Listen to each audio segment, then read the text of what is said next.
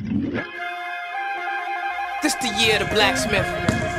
Talib Kweli, K1, let's go. Yeah, though. Back in the days we all used to. Now just so whack, nobody to that real hip hop, yo. Ladies and gentlemen, get ready, here comes Talib Kweli, and I'm banging on your eardrum. Now let me get up in it. Wait, friends, Romans, countrymen, lend me your ears. Stop repenting cause the ending is near. But don't panic, you can't function if you live in fear. Pay attention, you gotta listen to hear. Wait up a minute. Who the fuck you think you talking to? Put you on hold, get a specialist to walk you through. Kweli, the flow captain, the fast, the slow rapping. I'm so cracking, you ain't heard. You're prepared like closed captions. King of the bars, and I'm going hard wars. All my confidence comes from knowing God's laws. Banging on the system, fighting my kind of war. Loud as a whisper, quiet as a lion's roar. Ladies and gentlemen, get ready, here comes Talib Kweli, and I'm banging on your eardrum. Yo, what's going on YouTube? It's Reese here from Kicksologist.com. Today we have a new performance review on the Jordan Melo M10. This is Carmelo Anthony's 10th signature shoe with Jordan brand. So let's get into the performance review. Starting off with the traction. Traction was absolutely phenomenal. You have this kind of wave bone pattern which is seen on this model, the Jordan 28 and 28SE.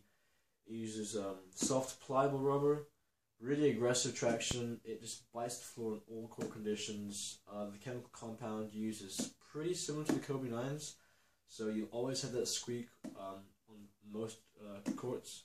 I played in these indoors, outdoors, and they just held up great.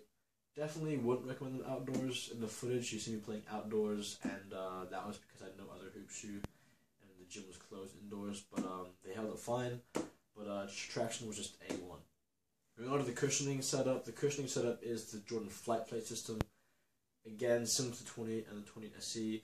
However, it's a little bit stiffer in comparison to the other two models. The other two models, if you've tried them on and played them, extremely responsive. You feel the unlocked zoom under the footbed, and you just are bouncing all day.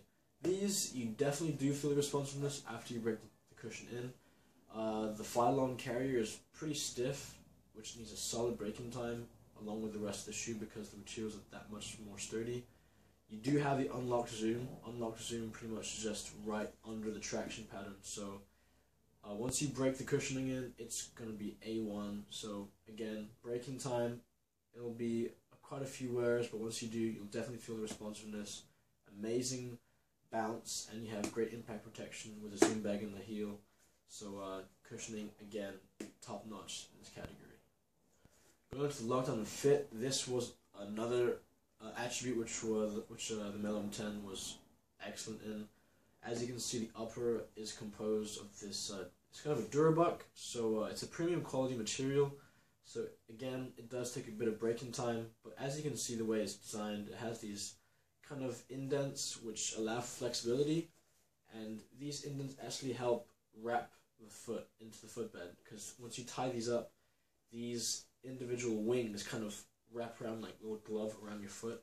So mid-foot lockdown was fantastic. You have such great lockdown with external heel counter, and you have a great thickly padded ankle collar. And also inside you do have these heel notches. I don't know if you can see that, but they also just cup around your heel, and you're just locked into the shoe. So definitely it's going to be A1 lockdown. The fit, go true to size. I go true to size and they fit perfectly fine. I like my shoes with a little bit of space at the front, and width wise it's perfectly fine as well, but definitely a really, really good shoe in terms of lockdown and fit. Heel toe transition, again, this goes hand in hand with the cushioning. Like I said, once you break that cushioning in and the whole shoe, you're going to feel the responsiveness. But also because the outsole is separated into two parts, you definitely have a more natural movement because you definitely can transition much more fluid, and you can definitely twerk around some more. So heel toe transition, definitely again A1. Going on to the support of the shoe, this shoe's a beast. I mean, you look at it, you have the flight plate system, so you have that TPU shank at the bottom, and this provides mid-foot stability and for torsional support, so you don't roll your ankle, you know. You also have this TPU heel counter, which does a great job at locking your heel in, and most people get this confused, but the heel counter is really what protects you from ankle injuries, because people think it's the height of the shoe, but really if your heel's locked down in the shoe, that's what's going to protect you, because if your foot is sliding around in the footbed, that's what's going to cause you injury. But if your heel is securely placed, you're good. So the heel counter definitely did a great job at locking your foot down in the footbed. Midfoot lockdown was A1, top-notch cushioning, and the material is really adaptive. So support, it's going to come from that fit, and you have these carbon fiber and TPU, and you have a little bit of an extended outrigger with that carbon fiber hit there, just for that added rigidity.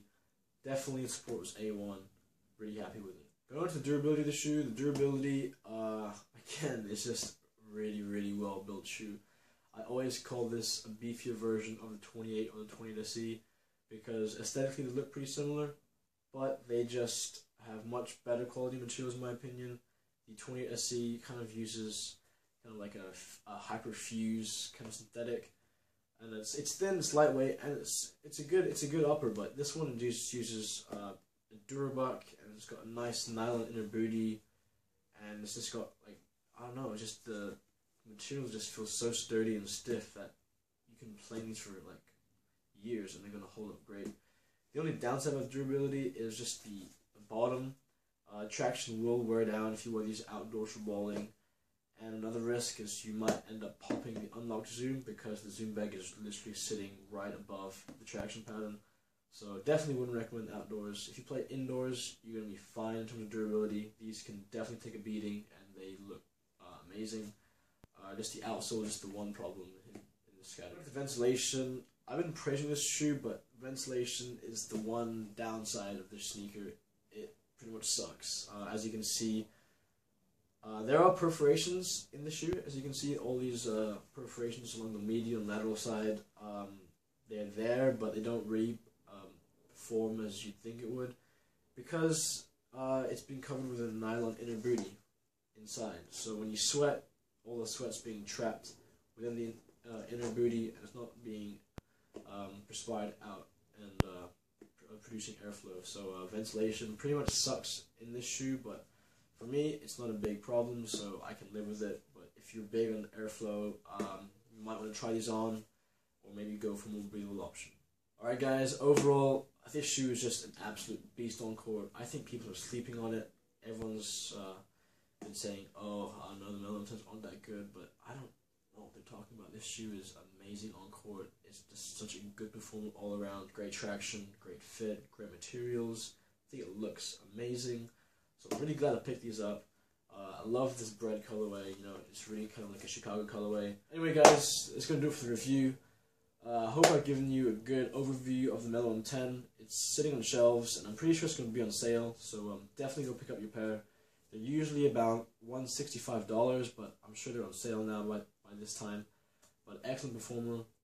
Anyway, go check out www.kicksologist.com. We've been receiving so much support from you guys. Go check out our social media, Facebook, Twitter, and Instagram, @kicksologists, for all your sneaker updates and more. Anyway guys, this is Reese signing out. Thank you so much, and I'm out.